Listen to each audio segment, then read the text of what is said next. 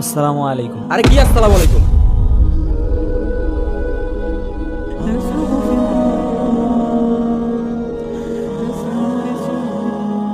আপনাদের কি কোনো ন্যূনতম জ্ঞান নেই? সময় নেই, অসময় নেই এসে বিরক্ত করতেছেন।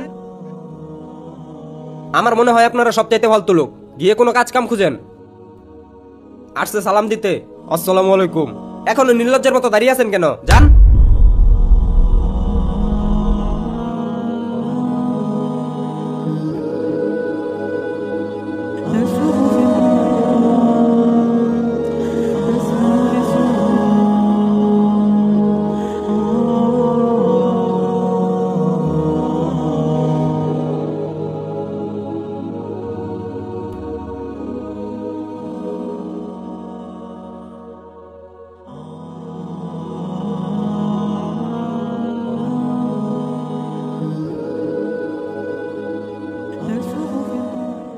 আমির শাহ হুজুর, আপনি ওনার কথার জবাব কেন দিলেন না?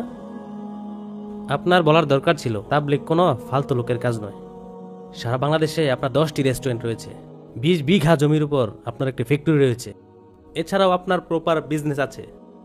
আর আহাদ ভাইয়ের কথাই বলতেন, উনি একজন সরকারি কর্মকর্তা। বললে হয়তো বুঝতে পারত তাবলীগ কোনোভাবেই ফালতু লোকের কাজ নয়। আমি যদি তার টাকা দিয়ে ইমপ্রেস করতে চাইতাম তাহলে তার ভিতরে আল্লাহ তাআলার দিন পৌঁছাইতো না, আর তার ভিতরে দিনের ভালোবাসা ঢুকতো না। আর আমি টাকা দিয়ে তারা কেন ইমপ্রেস করতে যাব, যেই টাকা দুনিয়াতে সীমাবদ্ধ? সে আমাকে ধাক্কা দিয়েছে, ছোট বড় দুই একটা কথা শুনিয়েছে। আমি কিন্তু ধৈর্য ধারণ করেছি আল্লাহ তাআলার জন্য, শুধুমাত্র আল্লাহ তাআলাকে খুশি করার জন্য। হয়তো আমাদের ধৈর্য ধারণ করার উসিলায় আল্লাহ তাআলা তাকে মসজিদেও নিয়ে আসতে পারে। ঠিক বলেছেন হুজুর। আপনাদের ধৈর্য আমাকে মসজিদে আসতে বাধ্য করেছে।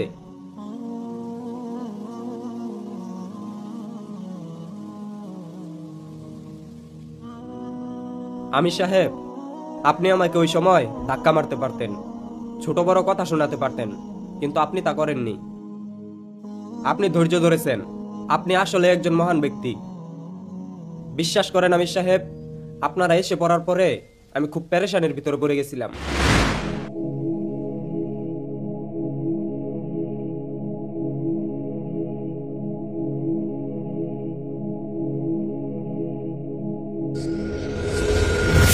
তারপর থেকে আপনাদের আমি খুঁজতে থাকি, আর খুঁজতে খুঁজতে কেন জানি মসজিদের দিকে চলে আসি।